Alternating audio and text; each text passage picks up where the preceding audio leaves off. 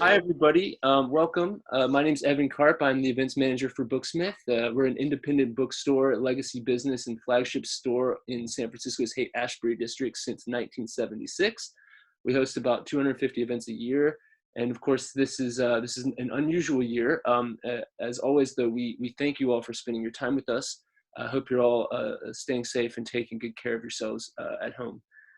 If you'd like to support us while the store is closed, you can still do that in the usual ways. You can buy books, of course. We're happy to ship them to you directly to your door, and we're offering free shipping within San Francisco. You can make a donation anytime through PayPal. I'll drop the links for PayPal and also for gift certificates. Our store credits never expire, and we keep them on file. There's one book in particular that we'd like to feature tonight, and that's Mari Coates' new novel, The Pelton Papers. We have our virtual launch here tonight, and we're so happy that you're here with us. We're also happy to have Peg Alford Pursell here joining Mari. She'll be in conversation. I think we're in for a double treat tonight.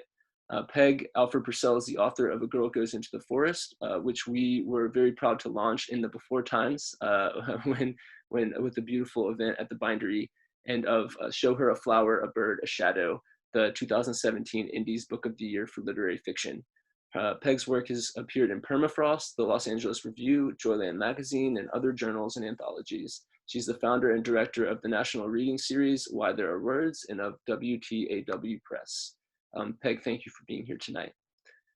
We have Mari Coates, lives in San Francisco, where before joining the University of California Press as a senior editor, she was an arts writer and theater critic. Her regular column appeared in the SF Weekly, with additional profiles and features appearing in the San Francisco Chronicle, East Bay Monthly, Advocate, and other news outlets. Her stories have been published in the literary journals HLLQ and Eclipse, and she's grateful for residencies at iPark, Ragdale, and Hypatia in the Woods, which allowed her to develop and complete the Pelton Papers. She holds degrees from Connecticut College and the Warren Wilson MFA program for writers. Find her online at maricoates.com. So we'll have a reading and some conversation, after which there'll be a Q&A. If you have questions at any point, please drop the question in the comments. Mari, Peg, thank you both for joining us. I'm gonna let you both take it from here. Great. Thank you, Evan. Yeah, thank you, Evan. So, okay. So thanks so much, Evan, for that, those wonderful introductions, and for being such a generous host and master of ceremonies. You do so much behind the scenes. You know, it's really wonderful, and I know that both Mari and I appreciate this tonight. We've been planning this for a long time, and of course we didn't plan it to be this way, but we think it's going to be a wonderful night, and it allows us to do something a little bit special, which you'll find out in a few moments. But first, I really want to congratulate Mari on the publication of this beautiful book, The Pelton Papers. It's been, I mean, this is such a joy to me to be involved with this tonight, because it's been, you know, I've been able to be part of a little bit of the part of the journey of this book. As you've worked on it, I've had the pleasure of reading parts of it and having a glimpse into your writing process, and it's just, well, we'll talk more about that later. It's been fantastic, and I couldn't be happier that now here the Pelton Papers is out in the world, and I get to play this role in helping you launch it out there. So congratulations. Of course, what I think everybody wants to hear from you first, is to hear you read a little bit of book. So would you do that, please? Sure, I'd be delighted. Thank you, Peg. You've been an important part of my journey as well. You know, I don't know that everybody knows this, but we have been friends for a long time, and you and Cass started a wonderful group that got me through so much of the writing of this, so thank you. So this is my little book. I'm really happy to share it with you. This is Agnes Pelton, was an artist who was born in 1881 and died in 1961. And the book begins in her last home, which was Cathedral City, California, which is right near Palm Springs. And it starts, the heading is Cathedral City, California, January 3rd, 1961. Draw a line from Stuttgart, where I was born, a child lured by beauty. Circle the cities in Europe where my mother took me while my father traveled. And then in my 7th year, arc it over the ocean to Brooklyn, where we settled at last with my grandmother. My parents had met in Europe, a pair of expatriates, each temporarily liberated from a family tragedy. They're from a fine Southern family, had been orphaned early and decamped to the continent to find himself. My mother's circumstances were more complicated. She had intruded upon her mother and their family minister, found them in a compromising position, and frightened, had told her father about it. This unleashed a scandal that led to a very public trial in New York at which she was forced to testify. Afterward, my shattered mother was sent to Germany to resume her music studies, where she met and married my father, and where I was born in 1881. Imagine my parents groping their way around Europe with me in tow, a sickly, fussy child. My mother's imminent concert career halted before it began by overwork as a student. They called it frozen hands. Think of it, after all she'd been through, her life's dream destroyed by overzealous teaching at the conservatory. My father, sensitive and moody, undertook long, exhausting walking tours, leaving my mother with me in random hotels. Eventually, he would limp back to us, and she then had both of us to try to nurse to health. Picture me small and swathed in fur while my parents moved about restlessly, Stuttgart to Basel, then Rotterdam, Paris, and back to Stuttgart. I have such an impression of darkness in my past, as one would compared to the brilliance of this desert light. Dark rooms in high-ceilinged apartments in Europe. My early life under a pallid sky crowded with heavy clouds, the weak sun making a brave front, but retreating every time. And yet there was such beauty to it. Streaming silver trolley wires over rain-washed streets, sharp shadows intersecting at perfect angles with the buildings, the sky racing by overhead while faces peered down at me in my protective bundle. My health from the beginning was dangerously precarious. My mother, whom I called Maman in the French way, was forever leaning in to touch my forehead with her cool fingers. She's feverish, I can hear her saying to Papa, whom I see sitting across a marble-top table, enjoying his newspaper and a cup of coffee. A small cigar burns in his fingers and the smoke fascinates me, trailing in leisurely ribbons around his head and then disappearing. A sigh from Papa. He pulls a large watch from his vest, a beautiful thing with gold hands and a rising sun, setting moon, which I am permitted to hold when I am fretful. We've barely been here 20 minutes, Florence, he says. His lips are tight and his eyes distant. He glances at me, wrapped in blankets, even though I'm at least 3, maybe even 4 years old, and should be sitting prettily on a spindly chair between my parents. But I am always bundled, always defended against something. Cafes were a compromise. Mama would have kept me away from all dangerous crowds, and Papa would have plunged us into the markets, the museums, the fancy stores with the huge windows and high ceilings. One day he did precisely that. We were striding down a boulevard and he was carrying me. Mama was next to us, hurrying to keep up.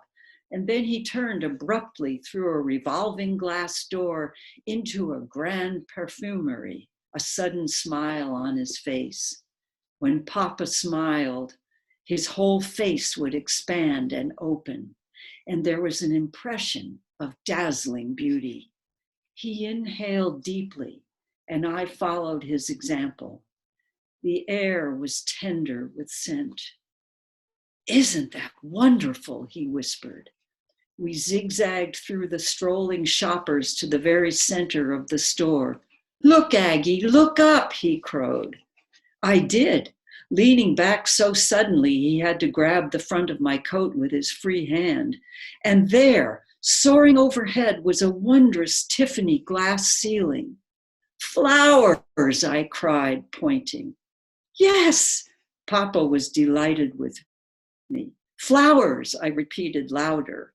"Hush, darling." Mama was aware of people looking our way.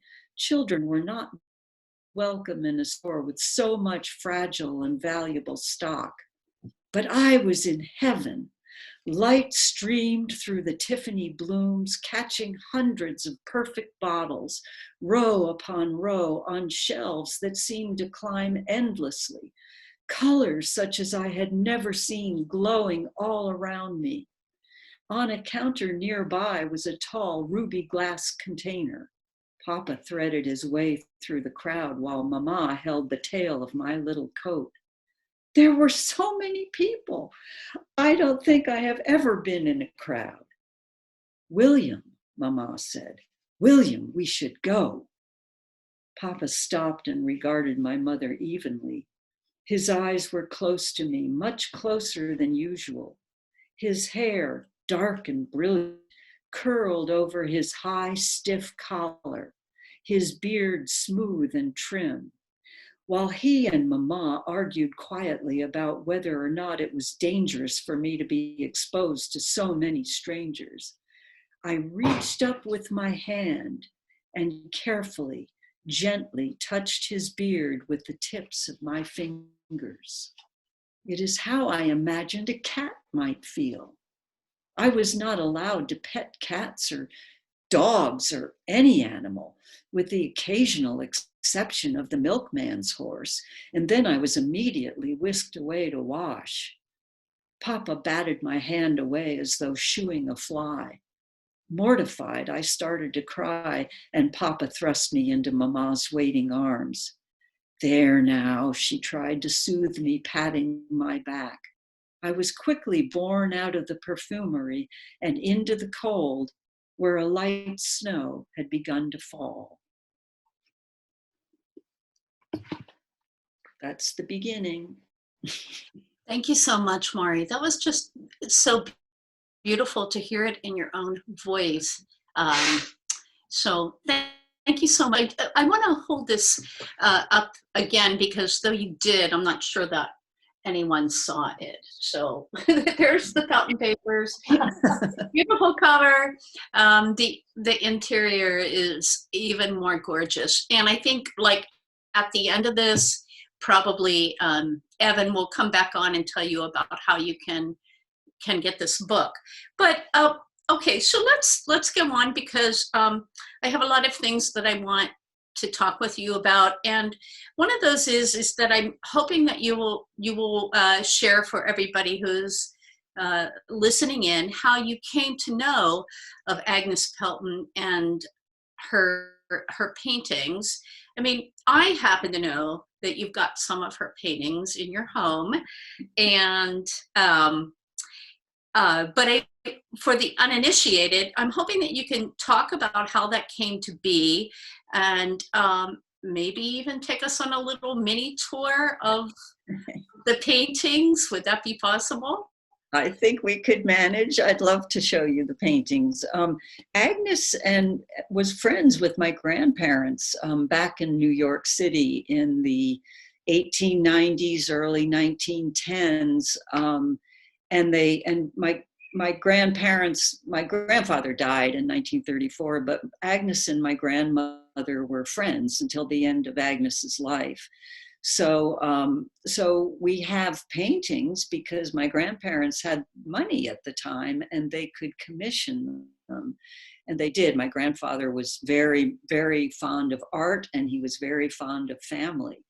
And so he had portraits done of himself and my grandmother and my mother and my uncle as children. And right behind me, you can see the portrait of my grandmother. And that was done in 1921. And it was painted, let's go in here. It was painted in a windmill. And this is Agnes's windmill studio on Long Island, where she lived for many years. And she left New York City after her mother died in 1921 and moved to Long Island. And that was where she lived and painted. And one of the people that she painted there, besides my grandmother, was my mother at age 10. And that's a young kid listening very carefully to a story being told. And these are they're treasures to us. And so we're thrilled with those. After Agnes left New York, she moved to the Southern California desert. And this is Cathedral City as it was when she moved there in 1936. And this one is on near Idlewild, up on the mountains, about 5,000 feet up, looking down at Cathedral. So these were done in the 30s when she moved there. But they're just classic paintings. And when I found out in 1996, there was an exhibition of Agnes Pelton at the Oakland Museum, which was a huge surprise because whoever heard of her besides us? And when I went to that show, I discovered that she painted abstracts. Now this one is a photographic reproduction of her final painting. It's called Light Center. And it's a big painting. This is much smaller than that. And of course, and it's a photographic reproduction. And so, I've got it upside down. And so it doesn't really carry, you don't really get the painting, but you can certainly see how different these pictures are from this classic portrait. And so that's really how my journey began with Agnes. So that just got me, it just astonished me. And I started reading about her and learning about her. And I was writing at the time a story. My grandfather left a lot of papers, and he's an interesting guy. And I wanted to write. I can't make up stuff. I can't make up stories. So I rely on real stories or real people to speculate about and to think about and to wonder about. And I was trying to write something about my grandfather. And I saw these pictures of Agnes's, and I thought, I'm going to bring her in. I want to write about her. So I started doing that, and then pretty soon she took over, and there we are. That was a long time ago. But so would you say seeing those paintings at the Oakland exhibit, do you think that's when the first impetus came along, or was it really like when you were writing about your grandfather, and then, or was it kind of a mixture? And also, I think the big thing for me that I really want to know is how, once you realized that you were going to write about Agnes, did that project seem, I mean, you must have had a mixture of feelings. It must have been both, I would think, exciting, but also did it feel daunting to think about devoting a book to her. Can you talk about when this started to take root with you? Yeah, sure. I'm not entirely sure how it did, because it was such a stunning surprise to see those pictures. They are brilliantly colored. They are vivid. They are luminous, and they sort of shook me to my roots, really. And I didn't think about writing then. I just thought, wow, this person really should be famous, and maybe if somebody writes about her. And I don't know, I just thought about, I was just really mesmerized by them. And as I read about her, the catalog to that show is really, it's a brilliant 100-page summary of her life. And the writer of that, the curator, Michael Zakian, just did a brilliant job with it. And when I read it, it was so amazing. Her background was coming out of scandal, and it's not a scandal that happened to her, but it happened to the people. Her grandmother and her mother were deeply affected, and I do believe that cast a shadow over her life. And she herself was very she was introverted, she was contemplative, she was extremely shy. And that combined with scandal, it was a ruinous scandal. It was a famous scandal. Henry Ward Beecher was the preacher of a church in Brooklyn that Agnes's grandparents met at and married in. And the Beecher's church was very, very progressive. They were strongly in favor of freeing slaves, and worked with abolitionists. And so it was a very exciting time. But the scandal itself, Beecher seduced Agnes's grandmother. And when her grandfather found out, he was sort of like, well, oh, well, he was no slouch himself.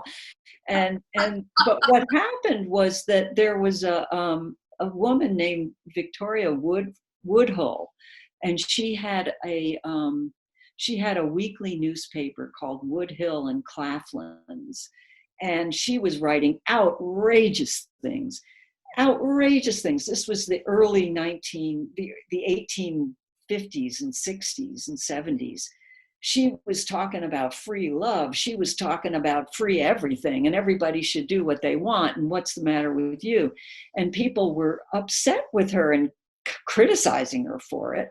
And she wrote a column saying, I don't know what everyone's so upset with me for.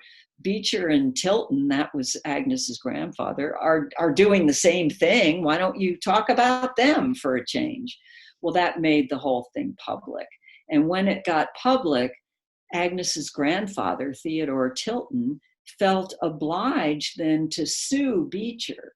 And he sued him for criminal affection. And that was a lawsuit. It was filed, and the thing went to trial. And the trial lasted 6 months. There was a newspaper, hundreds of newspapers in New York City at the time. Every day, there was more newspaper coverage. It lasted 6 months, and it was hell for these people. And they were completely ruined, because in the end, Agnes's grandmother went on the stand and denied having an affair. So Beecher was exonerated. The Tiltons were ruined, and Agnes's grandmother retreated to a home in Brooklyn, and never, only went out for going to church meetings, and she was kicked out of Beecher's church. So she met my great-grandparents in a small little Protestant sect called the Plymouth Brethren, and they were very conservative, but apparently they took her in, and so she was given a spiritual home, which she really desperately needed and wanted. And that's how they all became friends. So that doesn't answer your question, well, Peg. no, But, no. I mean, that's fine, because what I'm thinking about and what I imagine, so many people that are viewing this, I would think, are also writers. Or let's just at least say, here's a question for the writers who may be viewing this. So what I'm thinking about when you're talking about all of this, I imagine you learned a lot of this through research. And I'm fascinated with the idea of how you worked with the research, what you learned. So, for example, so when something comes into my awareness, I just, want to read everything about it. Then, I want to make use of everything I learn.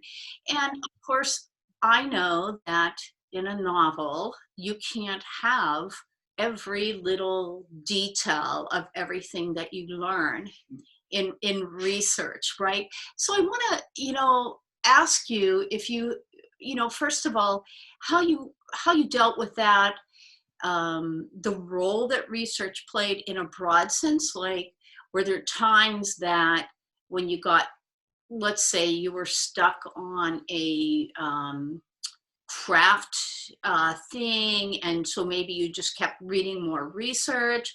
Or how did you deal with all of everything that you unearthed? Was like that in revision, you had to strip things out?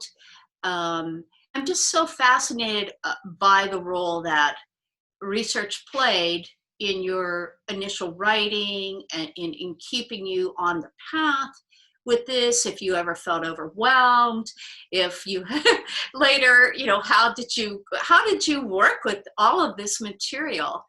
oh God, research was hugely important. When I finished reading Michael Zakian's catalog, I had a sense of overwhelming respect and appreciation for this woman who she was part of the first Armory show in 1913. She kept getting all kinds of attention, only to have something happen in the world, like the coronavirus or something like that, and get and all her success sort of melt away. But she kept at it. She had a calling, and she studied Kandinsky and believed that spiritual experiences were possible to communicate through art. And because she had them freely, she was kind of a mystic. That's what her life work really was. Now, her day job was painting the portraits and landscapes and things she could sell. But in terms of the research, he gave such a clear outline. It really gave a very clear path. She traveled. I did as much of that as I could. We drove down together we drove, my wife and I, Gloria, we drove down south to see if we could find her house. We couldn't. We went, we heard about an exhibition in Orange County. We flew down for the day to see it.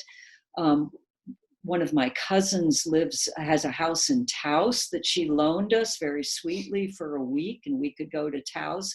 Agnes, big important part of her artistic progression was her trip to Taos. But every time I found something out, it was, I tried exactly what you said to find out. I tried to get the setting straight. I tried to understand the place where this was happening. I wanted to understand. I have lots of books about old Brooklyn and old New York. I wanted to know what the streets looked like. I wanted to know, I wanted to immerse myself so that I understood where this character was, because her voice came to me right away as a first person voice. I was just sitting on the train, kind of scribbling and trying to think of how am I going to write about her. And I got this voice just saying, I want to paint big pictures on big pieces of paper. And, so I just started writing. And I just kind of followed that. So when I had something that I knew about, like Brooklyn, I had a wonderful time imagining what that was. She and her mother and father arrived back in Brooklyn from New York when Agnes was 6.5 or 7, right after the Statue of Liberty was put up and dedicated. That's enormous. That just blows my mind. Think about that. And they're traveling through New York Harbor. There was just so much, and it was so rich. So it just took me a really long time because I got overwhelmed all the time. Mostly it was about the crowd. It was so funny. The voice came to me, and it was such an intimate experience to me. And I just imagined me and this voice in the ear, just us talking. And then I would read about something like she would go to Mabel Dodge's salons in New York. And all of a sudden it got so noisy. There were all these people. And I was terrified that it was just so noisy. I just wanted to shut everybody out, but that's not her life, and that's not life at all. So I just tried to understand it the best I could, and I tried to move the story forward. And that's not easy as writers. We all know that, but that's what I tried to do.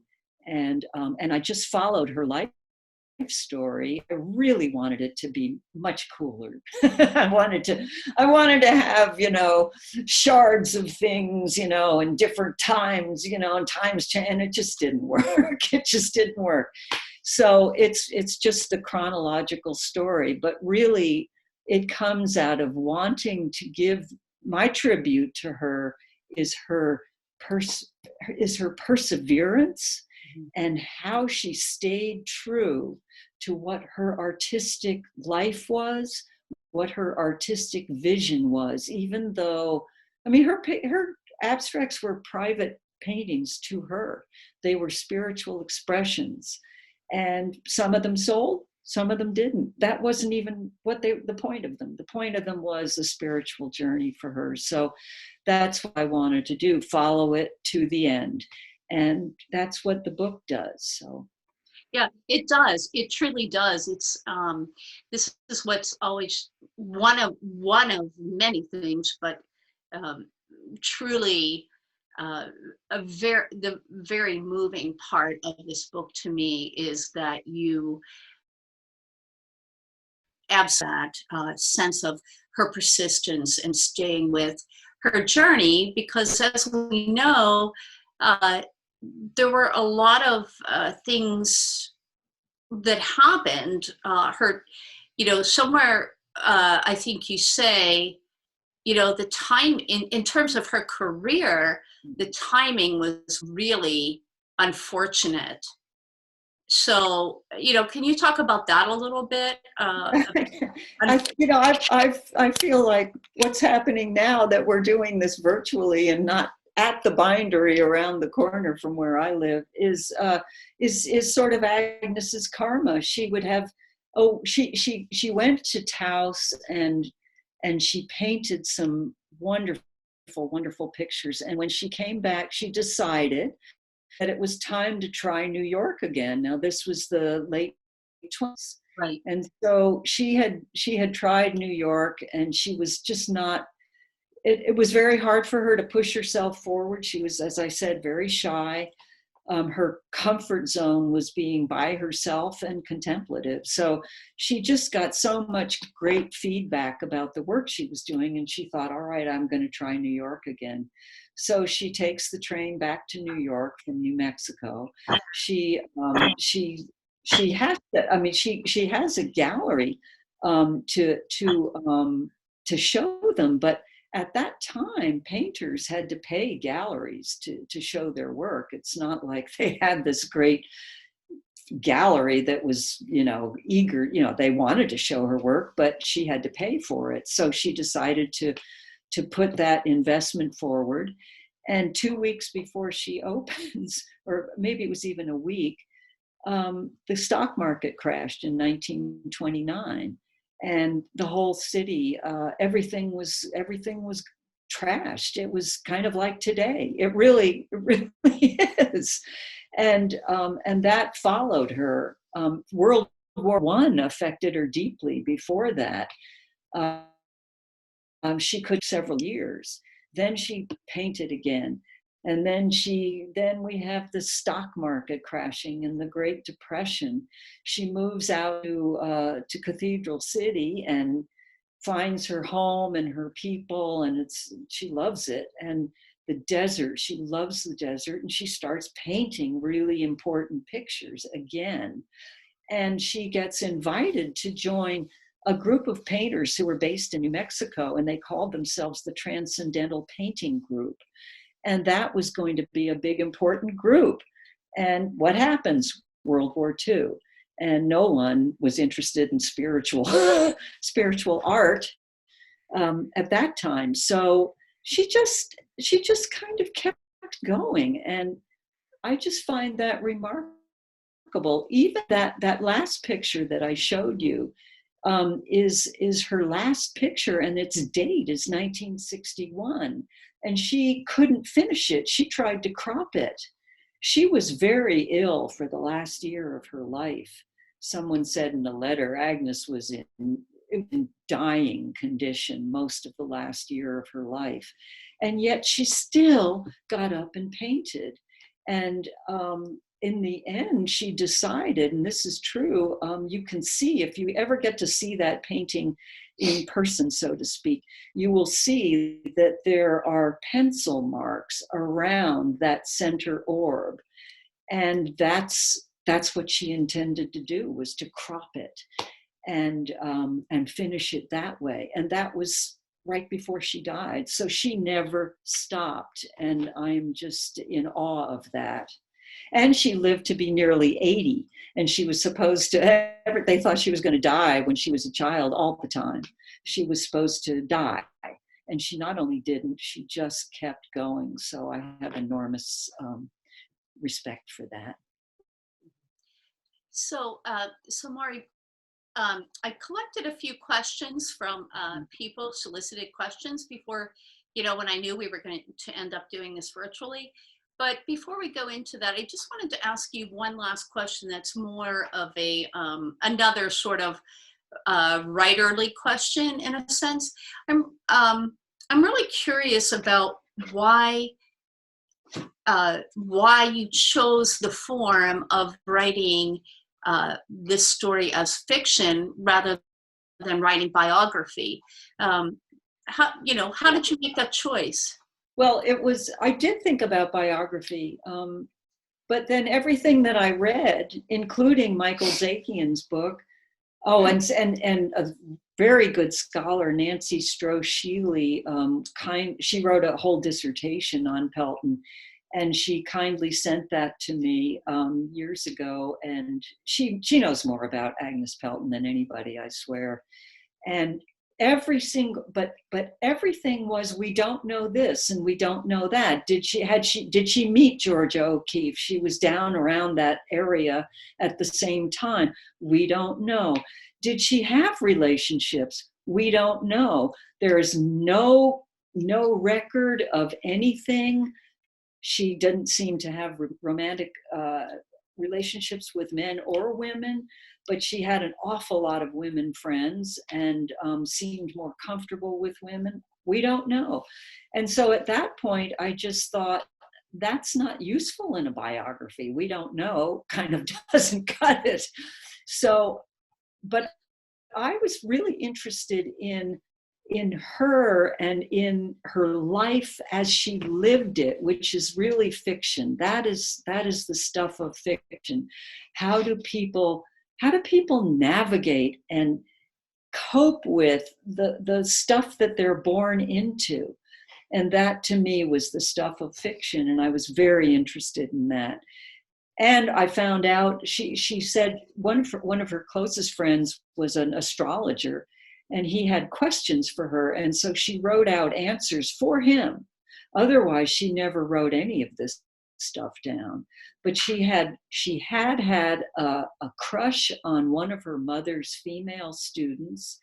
That when the young woman moved away, she was devastated. I mean, she took to her bed. She really did. That is true.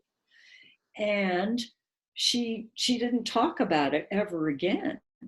So I have surmised that that was something that she couldn't really cope with, and so that's become part of the book.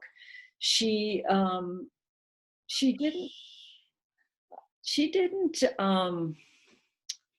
I don't know. I think that's is that enough? Did I answer that? It is enough. I really, yes, it is enough. Let me move on to, because the reality is we only have so much time, and I could talk about this with you forever. And I have a feeling that, you'll probably continue to have interviews and do more of this, and so I can keep up with it and learn more. But I did want to ask just a couple of these questions that I solicited. And so here's what, and this kind of ties in nicely to what we're talking about. Naomi of Sacramento would like to ask about what, if any, sense of obligation you felt toward Pelton or her legacy, and whether that ever felt constraining to you as a fiction writer. Or put another way, did you ever feel like Agnes might approve or disapprove of the way you were telling her story, and how much did you care about that? Well, you care about it. I did care about it. Part of the reason I wanted to do this book was I really wanted to somehow help raise her profile.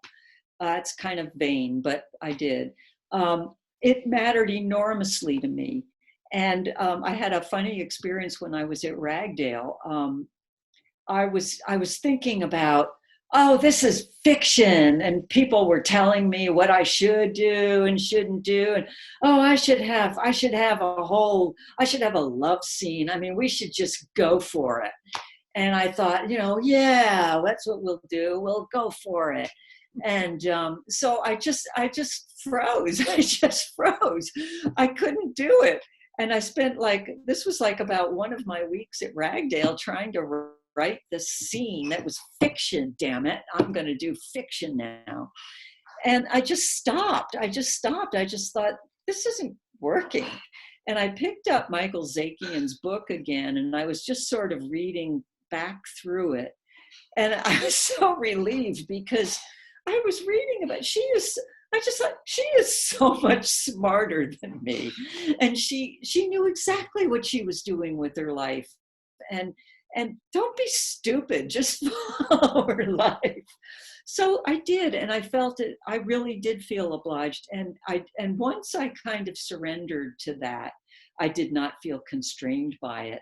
And I checked with her frequently.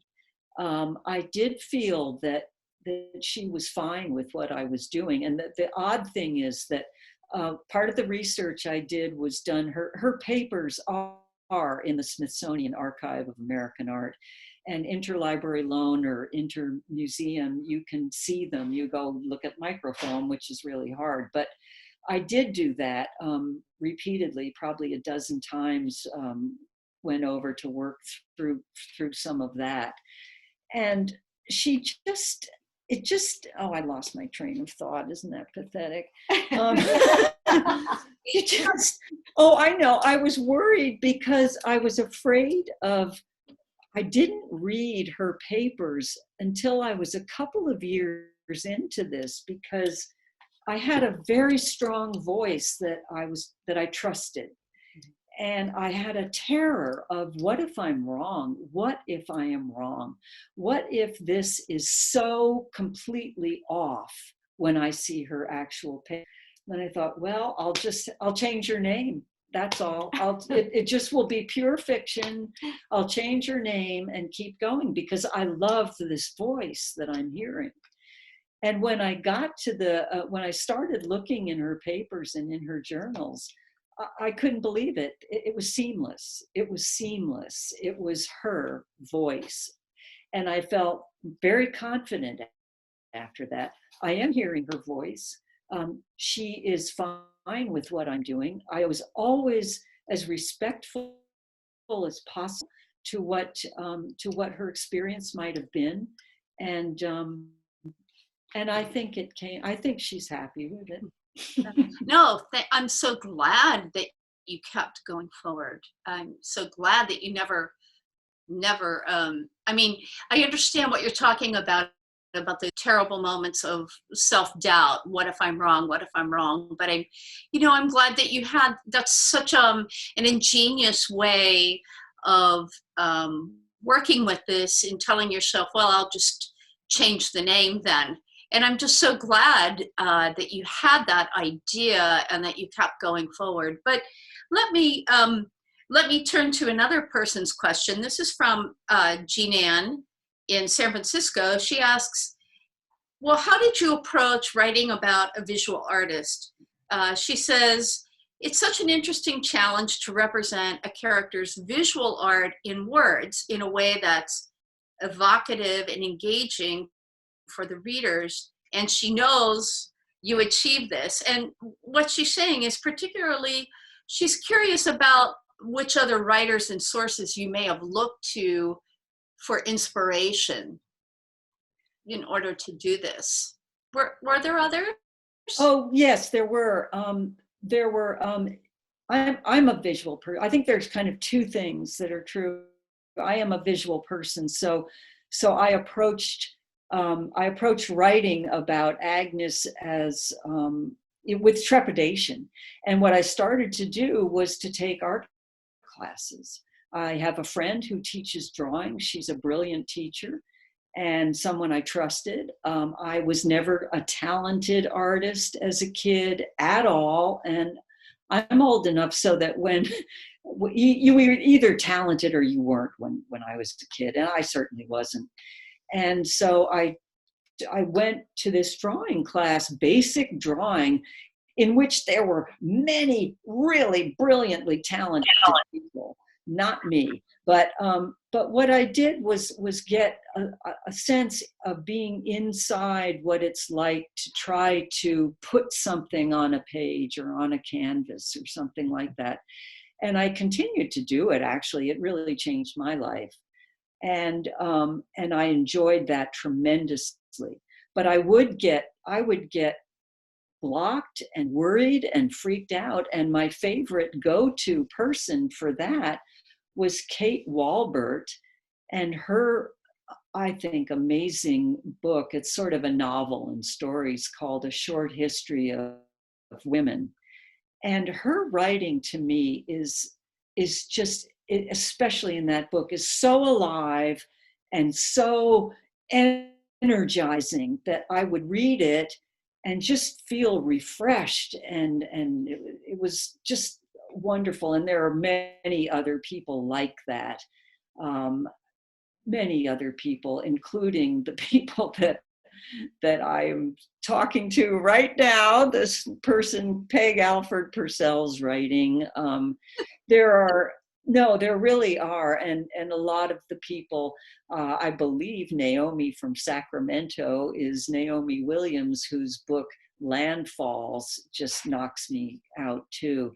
I just love beautiful writing, and that does energize me and fortify me, really. So I think that's pretty much it. Yeah, that's great, Mari. So what I'm realizing is that even though there are many more questions here, I know that we're starting to get near the end, and I think there have been some new questions coming in.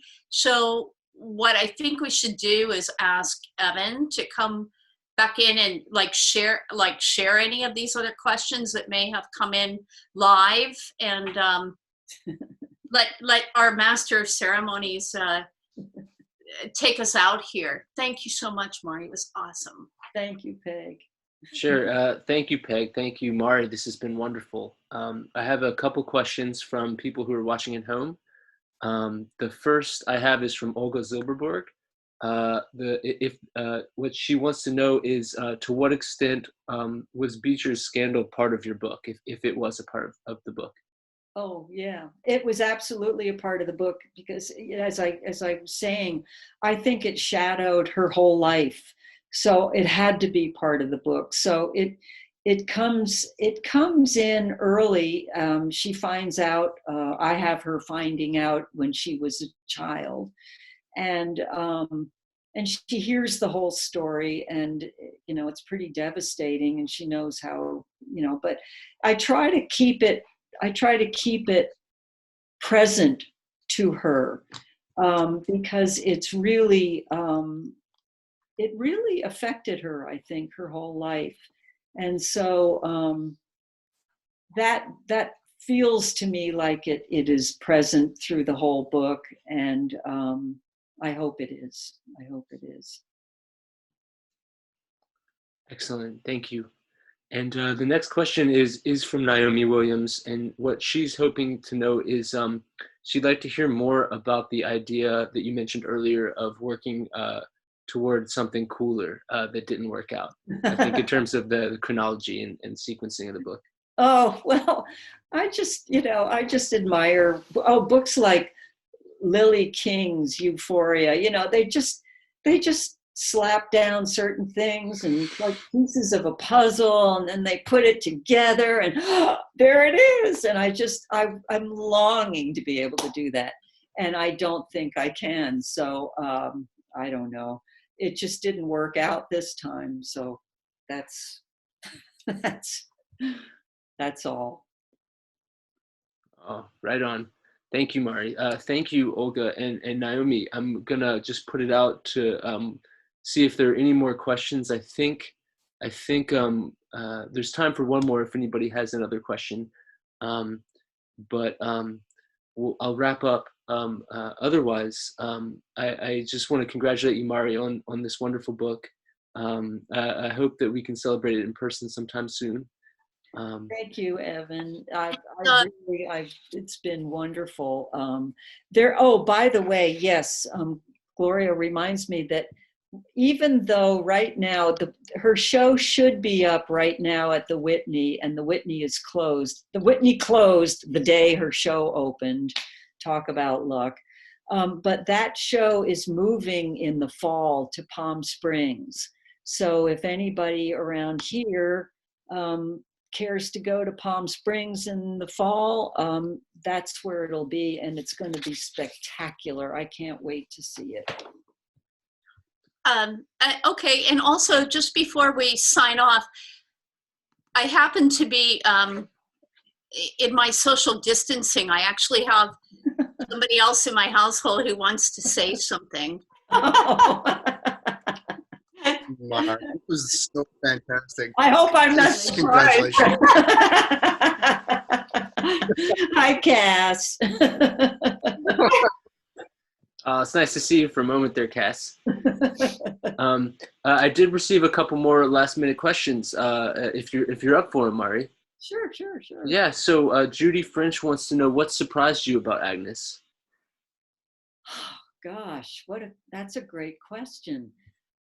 Wow, Judy, I don't think I can come up with it. I mean, I was just constantly surprised and thrilled by the things that she was doing, and the way she was working toward what she wanted, which was to find her own way of painting abstractly. And to that end, she took herself out of the city, away from the art scene, and studied and read and painted and got it wrong and then got it right. And it surprised me, I think, how much work she did. It's a very hard job being an artist, and she worked very, very hard, even though her health was fragile and poor. But that's a great question. I'm going to think on that one for quite a while. No doubt. So I've got a question here from Benjamin Cryer, who wants to know, how long did the book take, and also how did you know when you were done? That's boy, it took forever. How's that? It probably took between the times I was working on it and then I quit because I couldn't do it, and I'd stop writing and then I'd get back to it, and then I'd quit again because I couldn't do it, and then I'd get back to it. It probably 15 to 20 years. And I knew it was, well, I didn't know it was done until relatively recently. I thought it was done, so I sent it out, and kept getting rejected. And finally, there was a very generous agent in Boston who actually read it, and said he thought it was good, but he was a little annoyed. I had this really elaborate structure of coming, to Agnes thinking about she's dying, right? And a lot of that. And he said that he kept going back to the story. He really just wanted to get on with the story. And I thought, oh my God, that's it. And so what I did was pare away all of that. I just ripped it all out and revised a little bit, not much. And then I knew it was finished, and I was very, very happy to have gotten that comment from him, and I'm very proud of the book now. I really am. Thank you. I've got one final question, and this is from Miranda Gardner. She's wondering on the question about Agnes's unfortunate timing with historic events. Do you have any advice to writers feeling that way in the current situation? Oh, you have to find your work and do it. And you just keep doing it. And there's no mystery about it. You apply the seat to the chair and you write. And if it's something that compels you, the way this thing just would not let me go, you just keep going. And eventually it will tell you when it's done. And these are difficult times. So what? It's everybody has difficult times, and that's why we're writers. We are here to absorb and reflect difficult times. So anyway, thanks for the question, Miranda Gardner. Amen to that, Mari. Thank you again for being here, and congratulations. Peg, thank you for joining us. Everybody watching at home, the book is The Pelton Papers. Thank you, Peg. It's available through Booksmith now. I'll drop the link in the comments again. We'll send it straight to your door. Hope that we can all gather in person sometime soon. Stay well, be safe. Thank you, Evan, so much.